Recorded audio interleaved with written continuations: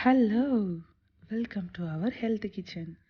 இன்றைக்கி நம்ம village style mutton gravy எப்படி செய்கிறதுன்னு பார்க்கலாம்.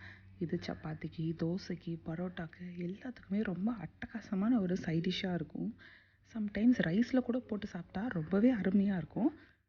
வாங்க அந்த village style mutton kurma, mutton gravy எப்படி செய்கிறதுன்னு நம்ம பார்க்கலாம்.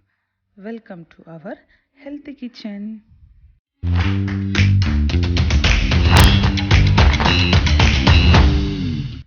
வில்லேஜ் ஸ்டைல் மட்டன் கிரேவி செய்கிறது இன்றைக்கி குக்கரில் செஞ்சிடலாம். நல்லெண்ணெய் எடுத்துக்கிறேன் 2 ஸ்பூனு.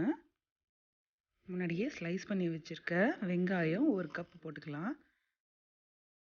அதுக்கப்புறம் தக்காளி 1 கப்பு.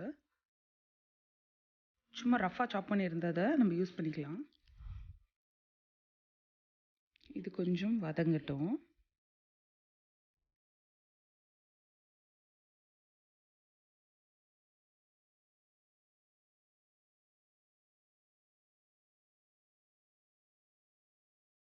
வெங்காயம் தக்காளி நல்லா வதங்கிருச்சு. இப்போ இதுக்கு ஒரு மசாலா பேஸ்ட் ஆட் பண்ணணும். அந்த மசாலாவுக்கு என்னென்ன தேவைன்னா தேங்காய், மிளகு, பெருஞ்சீரகம், பட்டை, கிராம்பு, முந்திரி பருப்பு, கசகசா. நம்ம வதக்கி வச்சுருக்க வெங்காயம் தக்காளியோடு சேர்த்து இதையும் சேர்த்து அரைச்சி வச்சுக்கணும்.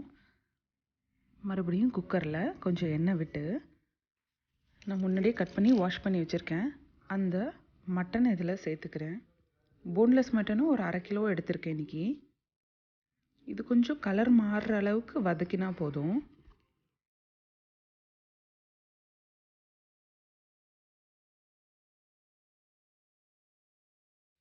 கொஞ்சம் கலர் மாறினதும் அதில் 1 டேபிள் ஸ்பூன் இஞ்சி பூண்டு விழுது போட்டுக்கிறேன்.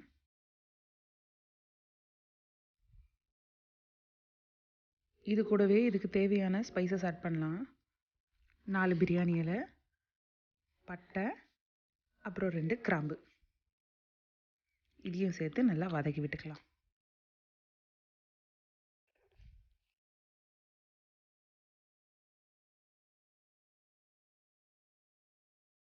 கிளறி விட்ட பிறகு காஷ்மீரி மிளகாத்தூள் ஒரு 2 ஸ்பூன்,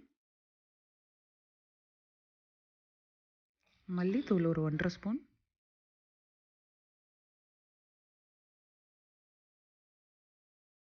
ஒரு 1/4 ஸ்பூன் மஞ்சத்தூள். இது எல்லாத்தையும் சேர்த்து நல்லா கிளறி விட்டுக்கலாம்.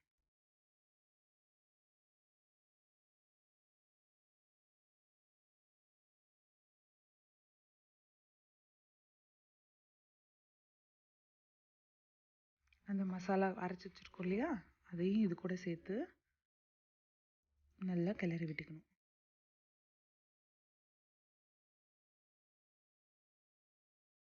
இது ஆல்மோஸ்ட் ரெடி ஆயிடுச்சு. இது கூட ஒரு 6 லிட்டர் தண்ணி விட்டுக்கணும்.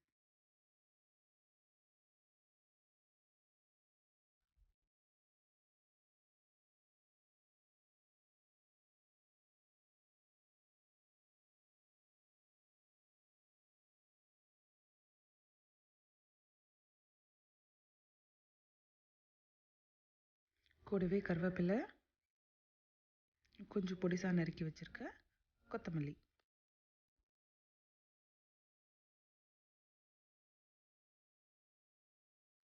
தேவைக்கு தகுந்தாப்புல கொஞ்சம் உப்பு. அவ்வளோதான்.